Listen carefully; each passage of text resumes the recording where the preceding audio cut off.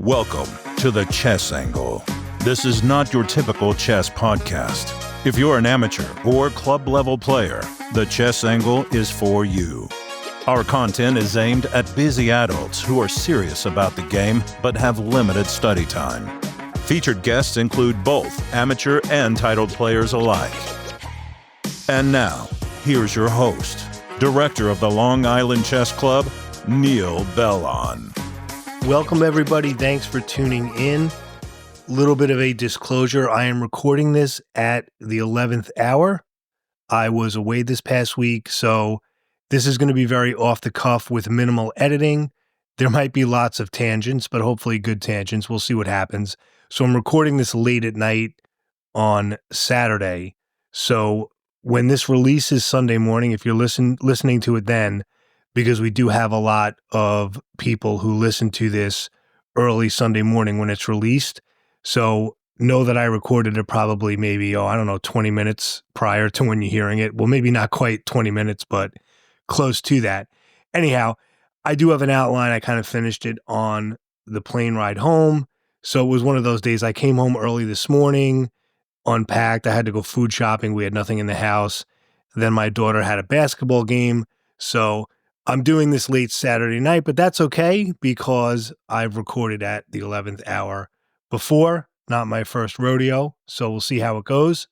So anyhow, the trip was really good. I went to Florida with my family, kind of a last minute trip. We haven't gone away in a while. So it was kind of nice just to get out of the routine, get out of the cold New York weather. And as you know, I'm fascinated by human psychology and human behavior. I guess I'm sort of a frustrated sociologist at hand, but I find sociology very interesting. So we were walking one morning during breakfast. We were on the way to breakfast. We were looking for just a place because there was a lot of like local cafes.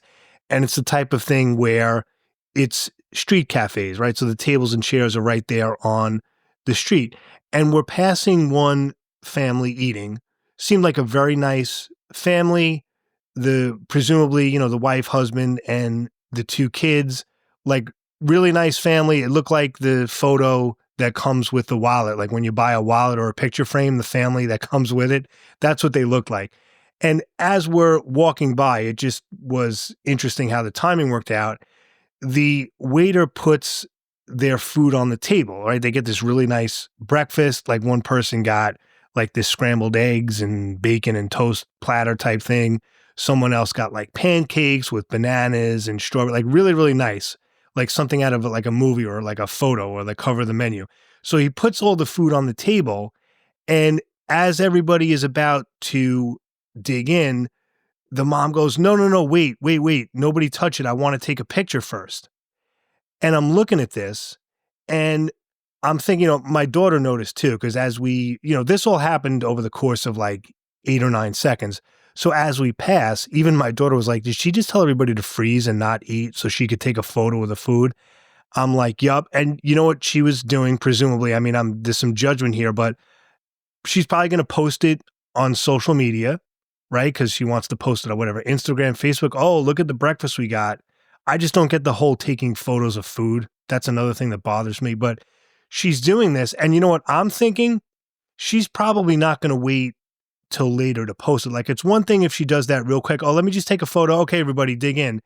But I'm thinking now she takes the photo and during breakfast, she's probably going to post it and check her phone for like all the responses and the likes rather than engage in conversation with her family. She's probably going to be on her phone the whole time dealing with the responses from the post because it's my understanding a lot of people tend to reply to those things very quickly. I mean, maybe I'm wrong, but that's my assumption. And, I just don't get it. It's like when parents watch their kids' concert, like the entire concert through their phone, or even, it doesn't even have to be a parent looking at their kid's concert. You could go to a concert at a local coliseum. You could watch like a famous band perform or a famous artist perform. But let me tell you something. If you watch your kid's concert through your phone, you didn't watch your kid's concert. If you go to, a professional stadium or a theater, whatever it is, and you're watching your favorite artist perform a song through your phone, you didn't watch your favorite artist perform that song. You looked at it through your phone. It's like not the same. You're kind of killing the whole aesthetic experience of it. I don't know. This is just me. The phones are out of hand. That's my takeaway from this vacation. Don't get me wrong. We had a great time. This is just one little infinitesimal piece of it that I'm just mentioning now. But I'm just noticing like the phones were out of hand, and everybody's doing this. This is men, women, teenagers. This is everybody. Everybody's doing this. All walks, all genders, like everybody, all ages, even now, even people in their 60s or 70s are doing this. Like the phones are just taking over everything. And speaking of walking on the street and looking at people at the tables, I noticed a lot of, well, I mean, not just couples, but there would be parties of two. It could be, two male friends, two female friends. It could be, a dad and his son. It could be someone on a date, whatever it is, any combination of two people, whatever the relationship is.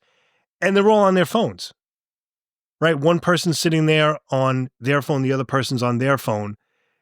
And I'm seeing this all the time. Rather than just talking to each other, they're on the phones. And I'm not talking about checking the phone quickly for a text. Like they have it full blown out in front of them, looking at something or texting or reading something for a substantial amount of time rather than speaking to each other. Like I'm just noticing this.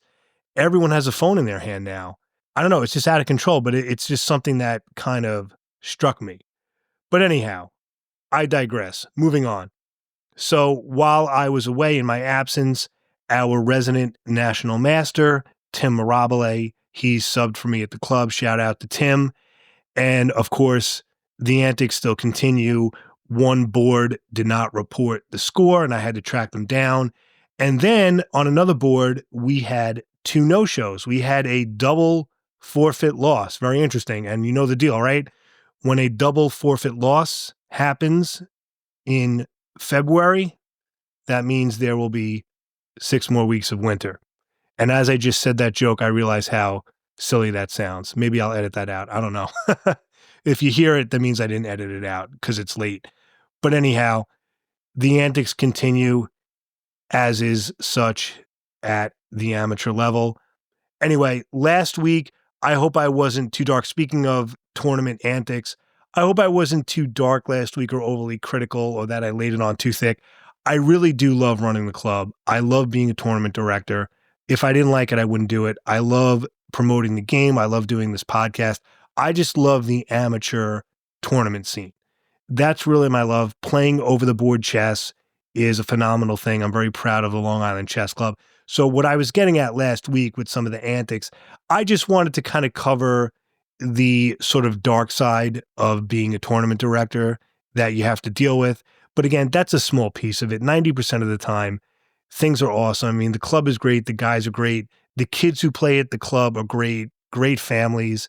But of course, with any organization or anything you're involved in, there's always going to be some friction. There's always going to be kind of a dark side to it. So I was sort of hyper-focused just on that one little piece. But of course, I absolutely love what I do. I wouldn't do it otherwise. I wouldn't be doing this late at night on a Saturday if I didn't enjoy it and it didn't help me unwind. Strangely, this is actually helping me relax. So my plan tonight, because pretty much everyone's asleep right now, which is so nice, right? It's so nice when everyone's asleep. It's like, no dad, or Neil. It's just like this calm. But anyway, my plan is to record this, do a really quick edit, post it. Then I'm going to watch the final 2 episodes, if I'm still awake, of Black Doves on Netflix. Really good spy series. If you enjoy spy series, I will watch any type of spy series. I love that stuff. But yeah, I'm going to watch Black Doves to unwind a little bit further, unless I fall asleep, as I said. And then I'm going to crash. So that's the game plan. And let's begin, as always, with the mail. You've got mail.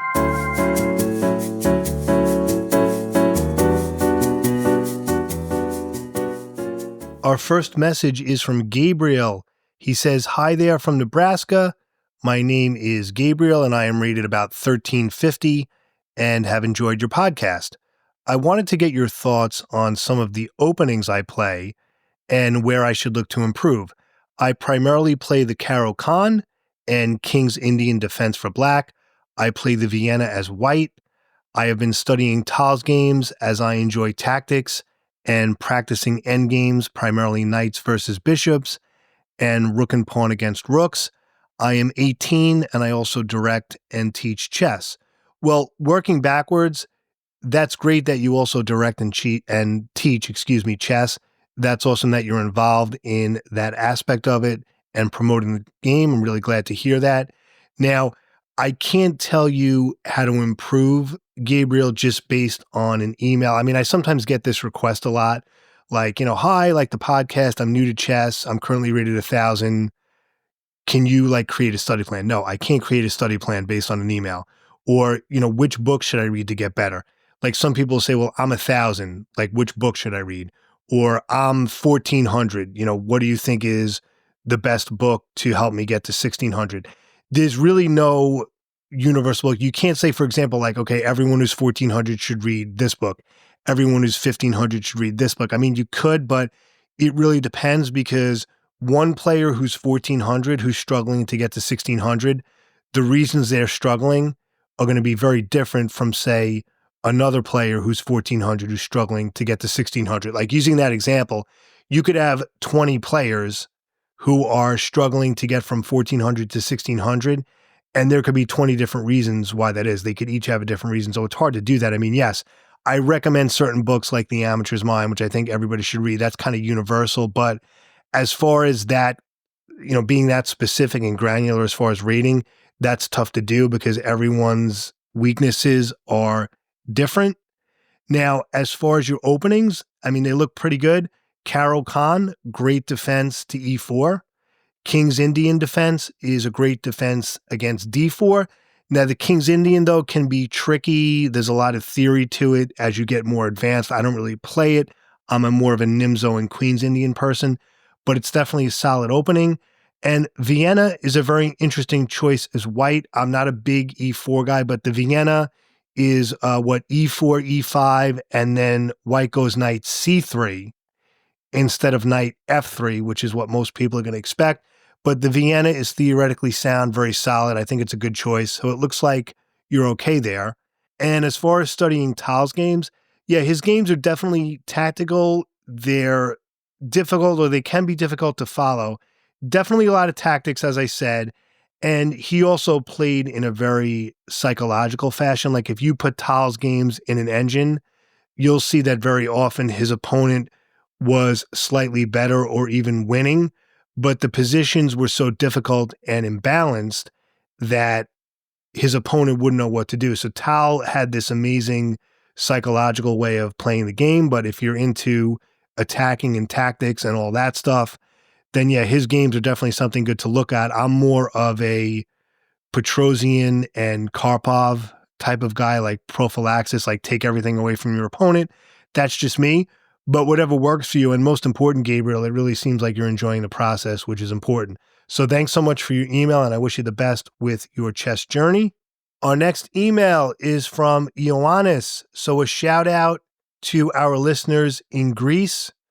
Good evening is what? Kalispera, right? I was going to say Kalinikta, but that means good night, like I'm saying good night and leaving, right? Kalispera. My wife's the Greek one. She knows the Greek. Anyway, great to hear from our listeners in Greece. We have quite a number of them. And Ioannis says, hello, Neil. I enjoy this show very much, and I am waiting for the new episode every week. Well, thanks, Ioannis. I appreciate that. He says, I recently started to play correspondence chess games, 3 days per move, and I think that this helps me with my calculations and thought process. I play classical chess on chess.com, but on Lead Chess, I prefer Chess 960. With correspondence chess, I find out that I can see it as a tactical exercise at every move and also have enough time to analyze them before playing the next move instead of rapid or blitz games. In Chess 960, I found out that there is no need for opening theory. It also helps me with identifying tactics, as it is like beginning from the middle game. I understand that it is difficult for most of us, but is fun if you see it as a tactical exercise. Unfortunately, I had some games in Chess 960 that players accepted to play and resigned without playing any move. This shows that they press the accept button without knowing what they have pressed. This is very frustrating, as at the moment it is difficult to find players for Chess 960 games. But I move on to the next match, knowing that it is their loss to understand some concepts of the game. I think that as adult improvers with limited time, we should check out correspondence chess. I think it will help us improve. As always, I hope everyone's next game of chess is a good one and that they win it. Best regards, Ioannis. Well, thanks for checking in, Ioannis. I really appreciate it. Now, I'm going to be straight with you. I am not a fan of Chess 960 or any of the variants. Now, for those of you who don't know, I'm assuming most of you do, but for the uninitiated, Chess 960, which is sometimes called Fisher Random Chess, is a variation where you set the board up differently in a random fashion from the beginning of the game. So in other words, the pawns on the front row are the same, but what you do is the pieces on the back row, the heavy pieces, kings, queens, rooks, knights, and bishop, they're placed in a random order. And I believe you do some kind of random generator for white, and then you match that same setup for black's back row. So your back row is different. I don't know too much of the specifics, but I will tell you again, I actually find those very annoying. I'm sorry, Ioannis. I'm just not into the variants, and I don't want to sugarcoat that.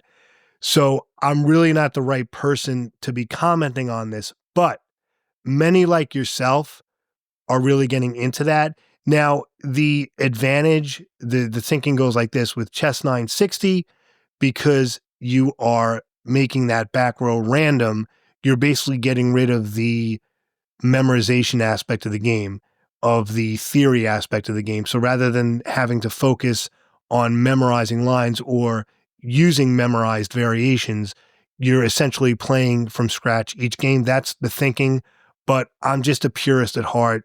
The traditional game of chess is what I love, so I never got into it. Now, as far as correspondence chess, that is a great format because of the analysis component.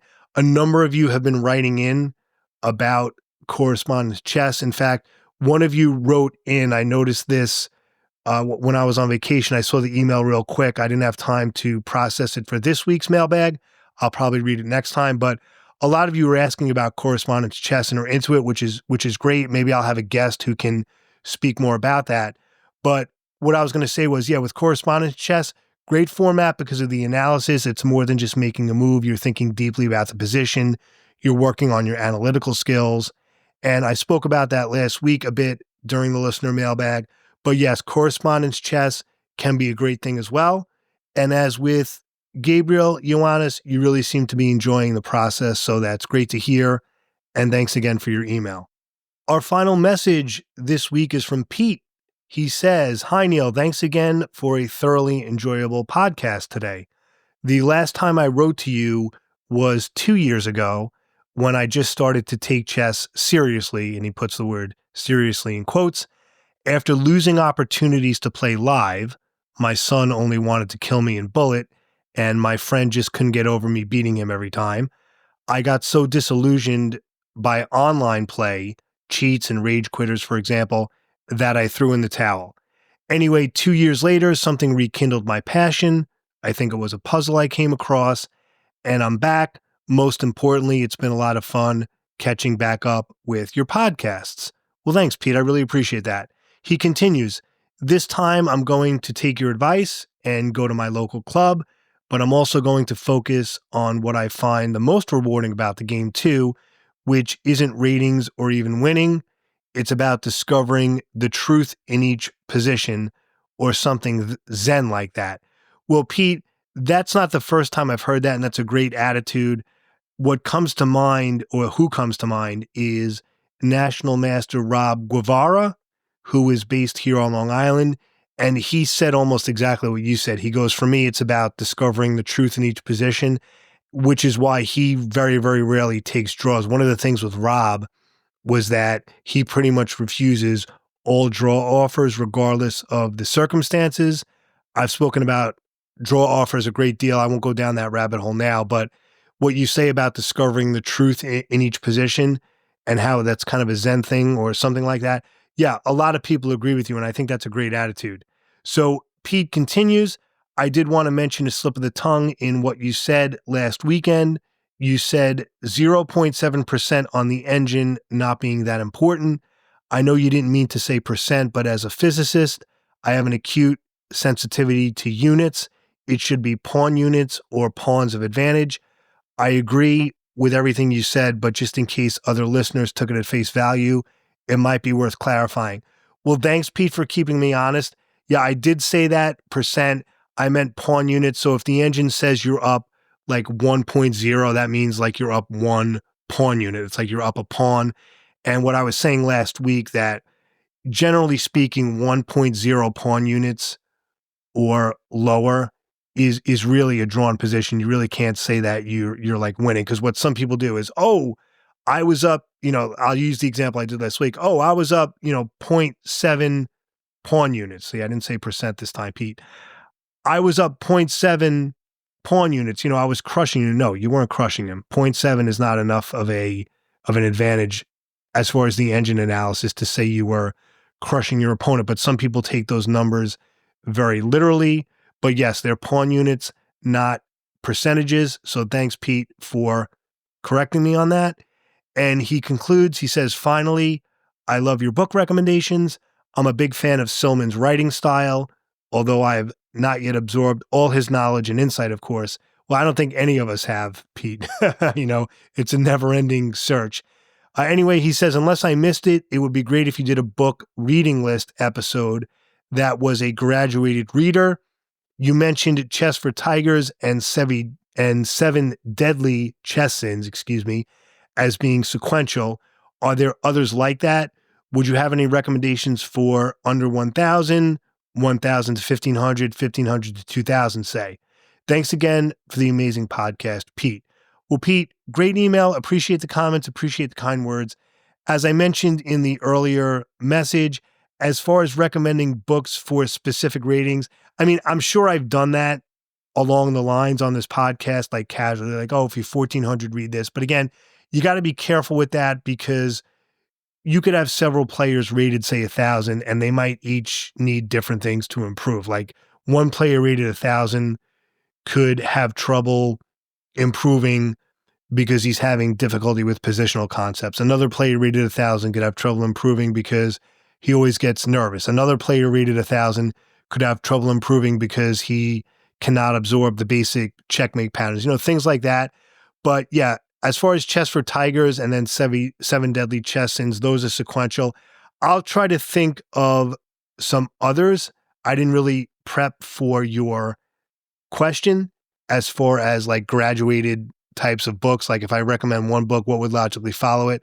That might, well, like you said like that would be a good episode, like a standalone episode just on book recommendations. Like, yeah, as I'm saying it, I could do maybe like different tiers of book recommendations with the understanding that the rating I match to those are approximate, because everybody needs different things. Like if I were teaching privately, let's say I had 3 students all rated 1,200, I'm not necessarily going to recommend the same books for each one, depending on their experiences and depending on what their weaknesses are.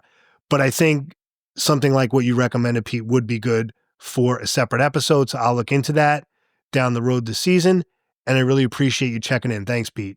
We're now going to take a short break. And when we come back, we're going to discuss tournament preparation and specifically what you really need to know, because there's a lot of stuff out there that you really don't need to know. We're going to talk about it. That's coming up. All right, let's talk about tournament preparation. Now, when I say tournament preparation, I'm not talking about like prepping for a specific opponent. I'm talking about preparing to play in a tournament generally. And I don't mean your first tournament necessarily, but just tournaments in general at the amateur level. What do you really need to know? This episode, I'm going to focus on actual chess concepts and the game itself. The reason I say that, this episode is a follow-up to episode 65, which was called your first chess tournament tips and tricks. I'll link that up in the show notes. You can check that out anytime. You don't have to listen to it first. You can listen to these out of sequence. This podcast is designed so that every episode works as a standalone. So even if I say, oh, well, this episode is a follow-up to this one, you can listen to them out of sequence. All right, so that's totally fine. So if you didn't check it out, listen to this episode in its entirety. Listen to the whole thing, okay? The whole thing. Don't log off early, or I'm going to find out. No, I'm kidding. Anyway, well, actually, I will find out because it'll show up in my analytics. So yeah, listen to the whole thing. Anyway, if you didn't check it out previously, it's episode, again, 65, your first chess tournament. And in that one, I discussed the tournament scene, not so much the game itself, but dealing with tournament conditions and the tournament environment and etiquette. Like I spoke about pairing systems and rules you should know, scorekeeping, dealing with disruptive behavior, a little bit about openings I spoke about then, and I'm going to get into openings today as well, because everybody loves openings, right? No, but I just want to review a couple of things with that. So if you didn't hear that episode, definitely check it out because they complement each other very well. Again, I'll link it up so you don't have to dig through to find it. It'll be right there for you. So let's jump into these concepts and ideas. Some of these I've touched upon, but I'm going to kind of approach them from a different angle, or in some cases add some supplemental information, or in some cases emphasize things that I mentioned on a cursory level previously, but I should have made a bigger deal about. So you'll see what I mean. So the first thing is, if you're thinking of playing in a live over the board tournament and you haven't done so yet, or maybe you're thinking about it, you're not sure, I will say this: just jump in. Just do it. I've mentioned this before. If you're interested in tournaments, just play. Yes, you may lose a lot of games initially. I know I did. I think I lost my first at least 15 games, maybe, something like that. And then when I did win my first game, it was like some ridiculous fluke because he like hung something. Like it wasn't even like I earned it. It was almost like a gimme.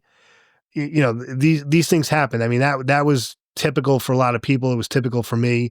Maybe you'll have better luck. But anyway, my point is, yeah, you might lose a lot of games initially, but that's part of your initiation, so to speak. Those losses, those failures, if you want to call them that, are how you're going to learn and grow as a player. You're not going to become strong just by locking yourself in a room and studying, right? Like the old analogy of like the jazz musician going into the woodshed and then coming out a strong player. That's not going to work with chess. If you wait until you're quote unquote ready, you're actually going to drag out and slow down your improvement. You're actually going to prolong your development because that's a myth. My opinion, that's a myth. You need to play. Even if you lose a lot, that's how you're going to get better. And like I said, if you put that off because you have this notion that you're going to wait, you're going to study, and then you're going to enter your first tournament and crush it, I've got news for you. You're sadly mistaken, because the people who do fall into that category, there's probably less than 2% of people. Like a very, very small amount of people are going to be on that far right side of the bell curve. Most people are going to learn through experience and trial and error. And there are things about playing live and just things about the game itself that you're not going to get from studying, that you need to just do from actually playing in a live tournament. So just jump in and do it. So that's my first piece of advice.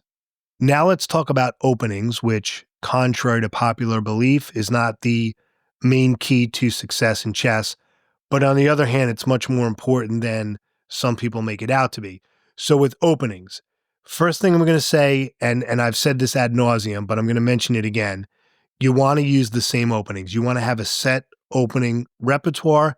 You want to set it and forget it. That is a core tenet of my chess improvement philosophy. It's an essential component of doing well at tournaments. I mention this all the time, but it's so important. When you play the same openings, it's going to get to a point where everything that they can possibly throw at you, you're going to see, and you'll know what to do. You're going to save time on your clock. You're going to have more confidence. Stick with the same openings, because if you constantly change it up, it's going to be this never-ending cycle of just learning openings, and you're always going to be playing catch-up. you're going to be chasing your own tail, so to speak. Now, as you become a much stronger player, then you can play around with this a little bit more. But until then, use the same opening repertoire. But I will argue that even when you become a very strong player, you should still use the same openings. Many strong title players do as well. We've spoken about that. Even Bobby Fischer very rarely deviated from his pet openings, and he was one of the greatest ever. So you've heard me give that speech. However, one point that I don't mention as much as I should, like one thing I said said a few things in the past on kind of a cursory level, but should have emphasized it more. This is going to be one of those things, which is developing an opening repertoire takes time. It takes a long time to do that. Now, it might be quicker for some people than others, but generally it takes a while. And if you start using an opening that you're interested in, but it's not going well at first, don't be too quick to dismiss it. You have to determine, is it really that it's the wrong opening for you, or do you just need to learn that opening better and spend a lot more time and go through some failures first? For most openings, you do have to play it for a while in both over-the-board games against live opponents and online. Now, you can use online games, like you can use blitz games to kind of play around with it, but it's still not the same as experimenting with it in over-the-board games against live opponents. It's just a completely different scene, and you need to do that before you decide, before you say, yes, this opening is for me, or no, this isn't happening. It took me a long time.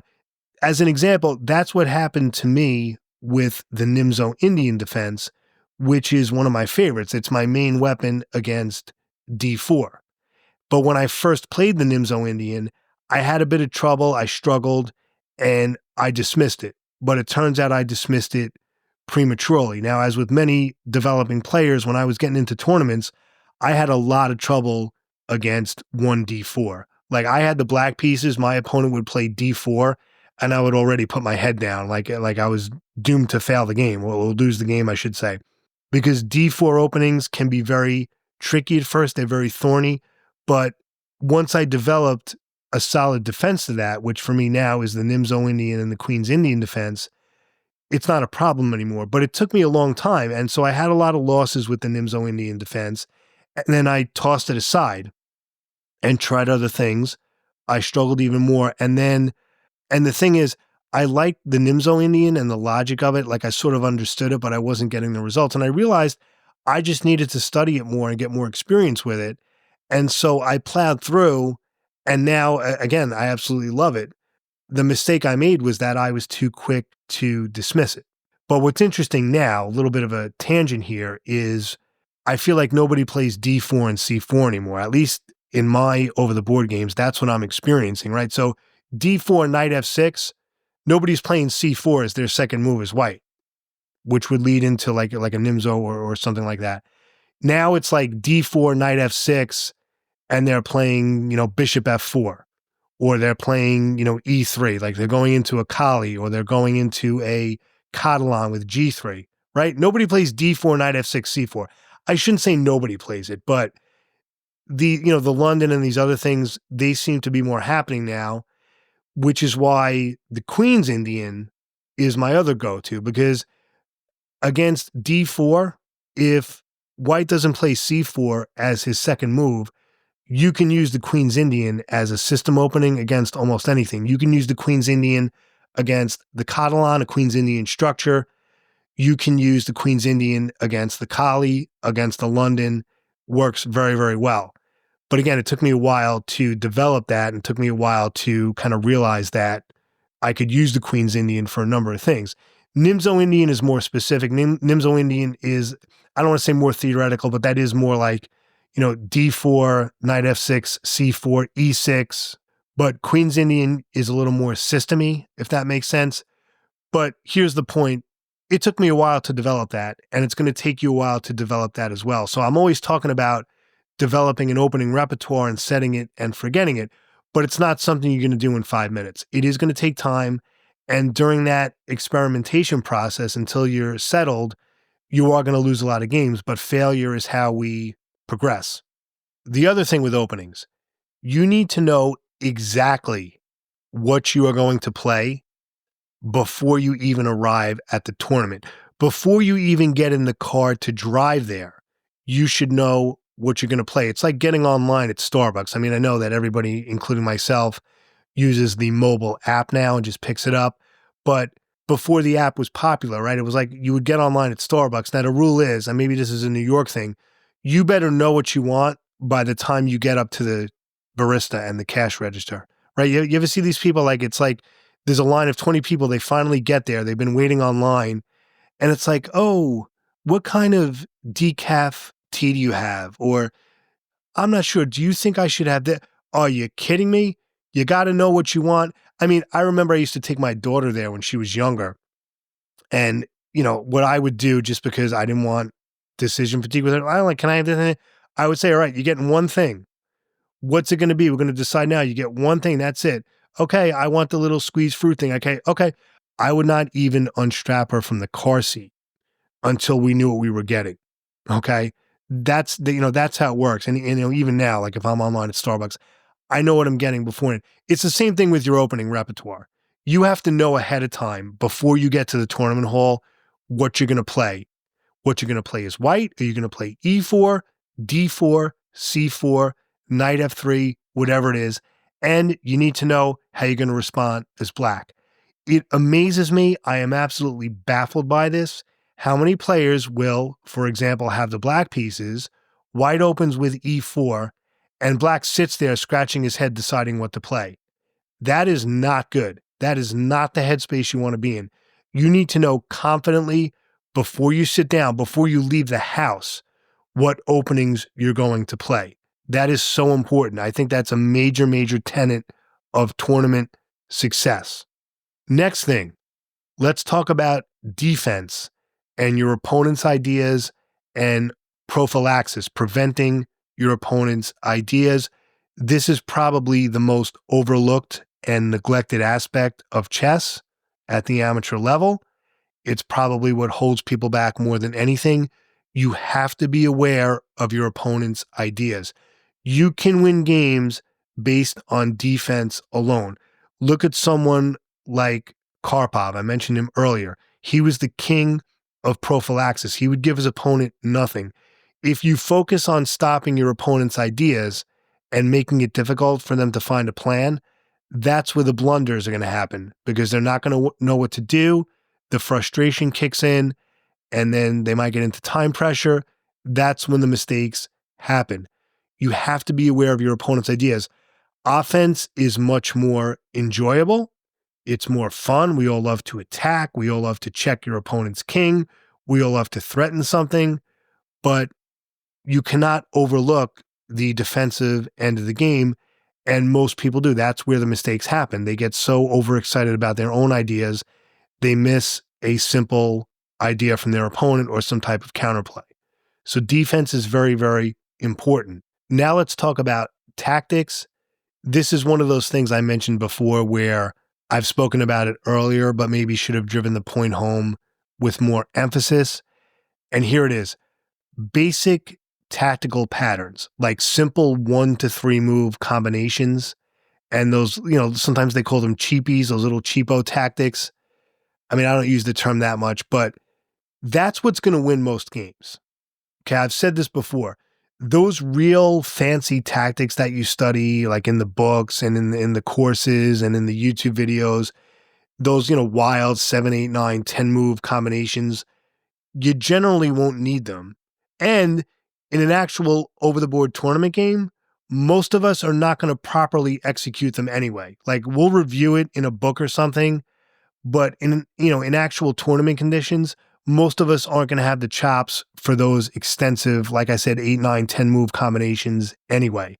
So studying simple tactical exercises, like intermediate level exercises and even easier, that'll arguably be more valuable than studying advanced tactical puzzles. Because again, most of us, while it's always easy to solve that in the comfort of your couch at home with a cup of coffee, in an actual tournament condition, it's very, very difficult. And so, at the amateur level, the idea of like, okay, well, he made a move and okay, you take, he takes, and then you take and you win material. Little 3-move thing. That's the reality of chess at the amateur level, right? You take, he takes, and then you take and you win material. Or your opponent will simply miss that a piece is pinned. I mean, I've had opponents 16, 17, 1800, even higher, where, I've taken like a rook or a knight, like a valuable piece more than a pawn, simply because they didn't catch that the piece was pinned. Or they would offer a queen trade, but they didn't see that it would lose a piece when everything came out in the wash. And again, these are like 2 to 3 move combinations. So most of the time in most amateur games, even against like higher rated amateurs, like 18, 1900, even 2000, it's going to be a basic tactical shot that's going to win the game. Like assuming your opponent blunders, like when the blunder happens and then you could take advantage of that, it's usually pretty easy to see. Now, yes, will those more difficult tactics and combinations present themselves in amateur games? Absolutely. But in my opinion, those tend to be more rare. And when they do show up, very often both players are going to miss them because they're just so difficult to spot. Or even if somehow this bishop takes h7 check, something tells me that's the correct move, but the follow-up is so difficult that, we'll often mess it up. So yeah, just simple, basic tactics. As far as your tactical knowledge and what you need to know, that's pretty much it. That's going to win you the games. Because like I said, when your opponent blunders, the solution, assuming it's a tactical blunder, is generally going to be pretty basic. And that's a common reason why lower rated players will upset a higher rated one, because the higher rated one just made a mistake. They just missed it. They got impatient. And because the tactic is so basic, the lower rated player was able to see it. If you think about it, it makes sense. Now let's talk about middle game ideas. The main thing there, you want to be practical. Just practical middle game thinking will win games, will give you a good position. You want to develop your pieces in harmony. So if you develop one piece and it controls a square, see if you can develop your other pieces around that same square. Have your pieces work together. The other thing, do not start a premature attack. This is very, very common. And as with some of the tactical things I spoke about, I've seen stronger club players, again, 16, 17, 18, 1900, like that range, they will start a premature attack before they develop their pieces and they end up getting into trouble. It's very common. You want to avoid weakening your position in the middle game. You want to attack your opponent's weaknesses and prevent weaknesses of your own. You don't want a weak pawn structure, things like that. Now, as Silman has taught us and others, a whole plan can center around attacking a weakness in your opponent's position. For example, if your opponent has an isolated or a backward pawn, an entire plan can be formed around taking advantage of that, around attacking the isolated or the backward pawn, things like that. You want to think in terms of ideas and plans and not just one move ideas. That's important in the middle game. Assuming, of course, you've dealt with threats and tactics and that it's not a dynamic type of position. So assuming tactics aren't an issue, yeah, you need to think in terms of ideas and plans, not just like sort of one move ideas and that's it. And as I just alluded to, you need to know when to play statically or dynamically.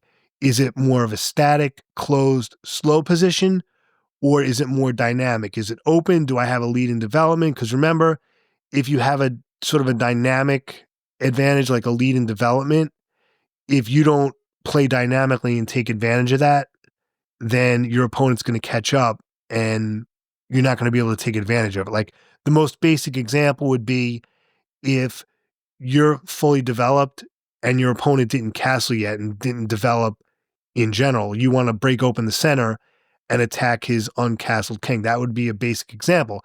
But if you play too slowly in that position, your opponent's going to catch up, he's going to castle, and then that dynamic advantage will go away. So you need to know, do I need to like play, quote unquote fast here, or do I need to play slowly? So with the middle game, again, you just want to be practical. And the idea of not starting a premature attack, that's so important because that's a mistake that players make over and over again. Now let's talk about endgames. What do we really need to know about endgames? I've gotten into this a number of times on the podcast. Basic endgame theory is really what you'll need most of the time, just the basics. What do I mean by that? King and pawn theory is what's most important. That's at least 50% of all required endgame knowledge. Again, that's a quote from Silman. He's spoken about this. If you know king and pawn versus king and the opposition, outflanking, all that stuff, you're halfway there. That's at least probably maybe even 60% of all required endgame knowledge. You need to know that. You got to know that stuff. And very often in amateur games, you can win by trading into a winning king and pawn endgame. You can also lose the game that way. You can also draw that way, but you got to know there are many, many times where players will trade down and then they're either winning or losing. So the best way I can say it is very often when the players trade down to just kings and pawns, one side is usually winning. So that can be fatal or that can be winning. Just be very careful. It could be drawn as well. But before you trade everything down to just the kings and pawns, you really got to analyze to make sure that you're not on the losing end of that. Another thing to keep in mind, very practical thing, in over-the-board tournament games, if an endgame is reached, it's usually imbalanced, meaning that one side is usually better, like it might be slightly or much better. And as such, the plan is usually pretty clear or should be clear. So most of the time an endgame is reached, one side is usually much better. Not always. I mean, could they be drawn? Of course there is. Like the draws happen all the time, but maybe I should say more often than you think. One player is usually better in the end game, and the plan is pretty clear what you need to do to either queen a pawn or win. So just keep that in mind, which is, again, why you need to know all of the basic king and pawn theory. But a lot of these obscure minor piece endings that you hear about, these wild like knight versus pawn things, a lot of that I don't want to say you're not going to need, but it's not going to be used as much as some people might make you think it is. So practical endgames, that's what you want to study. Couple more things on this list. Let's talk about resigning, because that's a big thing. Should you resign? Is it bad sportsmanship if you don't resign in a losing position? All that thing. The most important thing I can say here is that if you're a developing player, if you're a beginner, advanced beginner, something like that, and your opponent is on the same level, definitely don't resign, because there's a good chance that he may blunder or stalemate you or not know a basic mate, things like that. Now, if you're a beginner and your opponent's rated 1800 and you're down like a queen or something like that, well, you can probably resign. But if you're a beginner playing another beginner or someone at your level, definitely don't resign. That's an exception, and make them prove that they know the mate, because you'd be surprised. Even among adult beginners, it might be king and queen versus king and it ends up in stalemate, or it'll be king and rook versus king and the opponent won't know the mate. That actually happened at the club recently. I forgot if I mentioned that on the podcast. The player with the rook did eventually checkmate his opponent, but he almost missed it, because remember, if 50 moves are made without a pawn move or a capture, then you can declare a draw. And he almost got to that point. I mean, it was in like the high 30s before he mated him. And the reason is he didn't know the mate. He didn't know the mate with king and rook versus king. He was trying to do a support mate the way you would with a queen. Like the king supports your queen and then your queen checkmates his king. A support mate doesn't work with a rook. You can't mate that way because the king can move to the corners, right? Because the rook doesn't control the corners. Okay. So if the rook checks the king can just slide over. All right. So the rook doesn't cover all the squares. You have to get a type of thing where your king has the opposition to your opponent's king, and then you checkmate on the rank with your rook, that type of thing. So he didn't know that. So I've seen that myself at the club. So again, if you're a beginner playing another beginner, never ever resign no matter what the circumstances is, because even though they have the material advantage, they may not know the basic mates, or they may slip into a stalemate, whereas higher rated opponents are going to be much more conscious of not stalemating you. So I just want to end with some practical matters, some general things to think about. Try not to rush or be impulsive. Many players do. They just play way too fast, even in slower time controls. It's just a bad habit. You need to get rid of it. We have some regulars at the club. They do this every week. It's amazing to me. It's game 90 with a 10-second delay. There's plenty of time. And they play like it's a 5-0 blitz game. Every week they do this. Every week after week after week. Why are they playing a game 90 with a 10-second delay like it's a 5-minute blitz game? Could be ego. It could just be laziness. It could be, it could be a lot of things. That's a whole separate episode for another day. But I see it all the time. So, don't rush. Play the time control.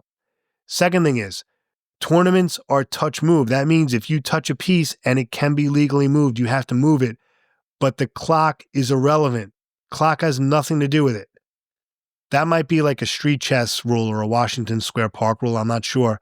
In U.S. chess tournaments, I think it's the same for FIDE.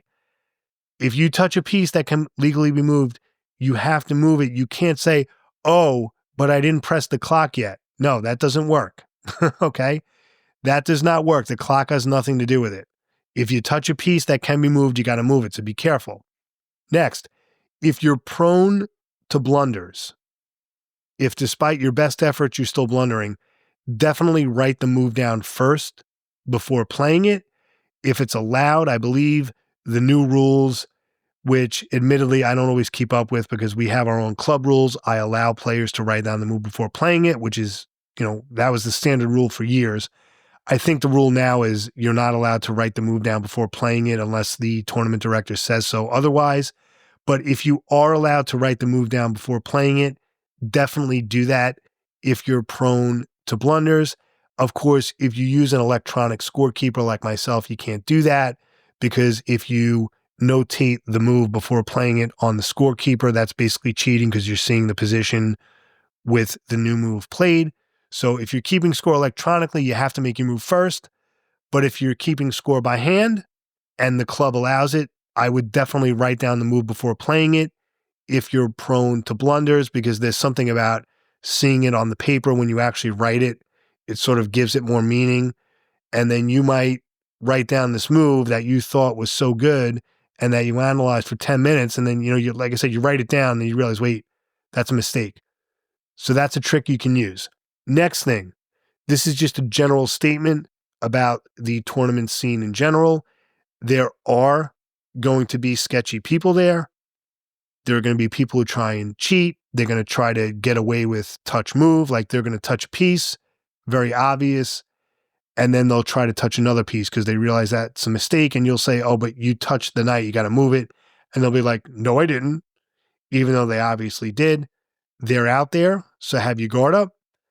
You also have people like piece slammers and things like that, where they just like slam the pieces or do things to intimidate you. However, overwhelming majority of participants in tournaments will be cool. You'll have a good time. This is a small percentage, but they're out there. I will argue that the sketchy players are more likely to be present at weekend events rather than local club events, because with a local club, if someone's behaving that way, they're not going to last at the club. Like most TDs, myself included, are going to be like, look, okay, you got to stop doing this or, you're not coming back, assuming that it's like you warn them and they're still doing it. So that's why they're less likely to be at club events, because they're not going to last. Weekend events, it's like anybody can just show up out of anywhere. So have your guard up. Okay, the last thing I want to talk about is playing lower rated opponents, specifically that you need to know when to tip your hat to your lower rated opponent. Nobody likes to do that, myself included. And yes, the general rule is do not ever accept a draw or agree to a draw with a lower rated opponent, because it's very likely that they will make a mistake eventually. However, if you're in a situation where you're in severe time pressure and your clock's about to fall and your opponent offers you a draw, even though he's lower rated, you seriously need to consider taking it. Because if you're in time pressure, even if you're playing with the delay might not be enough. And what happens is the higher rated player is convinced he can pull out the win, and then he runs out of time and loses the game, or he blunders because he was in time pressure. There are times where if your lower rated opponent is just having a great night and he's holding his own and he's not slipping up and your flag is about to fall and he offers you a draw, you really need to consider taking it so that the hit to your rating isn't as great than it would be if you lost the game. But this happens all the time. This happened also this past week while I was away and Tim was directing. I forgot to mention this earlier. On board one, we had a 1,400 something player beat an 1,800 something player. The 1,800 something player, he is a child, maybe, I don't know, 8, 9, 10 years old, very strong. He's going to be a master or something in short order. Like he's well on his way. He's about 1840 now. But what happened was the 1,400 player who's an adult, they got into an even position and the 1,800 player was in severe time pressure. So because, not so much because he was in time pressure or he was nervous, it really was a dead drawn position. So the lower rated player offered the draw and the higher rated opponent turned it down, even though he was in severe time pressure, and he ended up clocking out. He ran out of time and he lost the game. He was very upset, but this is what happens. It could be ego. He just thought he was going to win. But if he had tipped his hat to his low rated opponent and taken the draw, the hit to his rating would not have been so much. But this happens all the time. And that's a situation, severe time pressure, especially, if you're tired or maybe you're not good in time pressure. Again, you just need to tip your hat. Like there are times where you just have to say, man, you're much lower rated than I mean, you wouldn't say this to your opponent. You would think it, this guy's much lower rated than I am. I should have won the game, but he just had a better night than me. He was, this was his night. I'm having an off night. This guy is on, he's as accurate as a Swiss watch tonight. I need to tip my hat and okay, I'll take the draw. And over the long run, I think that's going to preserve a lot of points on your rating. And remember, this type of situation, it's only going to be occasionally. This is going to be all the time where you're in time pressure against a lower rated, but there are times, where that might be the best choice. Just something to think about. Other times, even if you're in time pressure, maybe you don't take the draw. It really depends on, you got to gauge your mood. But what I'm saying is, I don't think you should say, I'm never, ever, ever going to take a draw against a low-rated opponent in time pressure. That's what I'm saying. Don't have an attitude where I'm like, never, ever, not even once going to do that.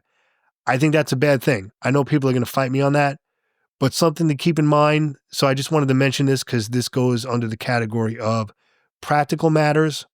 Again, the companion episode to this was episode 65, your first chess tournament. That was more about tournament conditions in general. Tonight, I spoke a little bit more about the game itself. I tried to be as practical as possible. Hope you find this helpful. Hope you find it some good food for thought. At any rate, we really appreciate you listening. And as always, I hope you win your next game. Have a great day, everybody.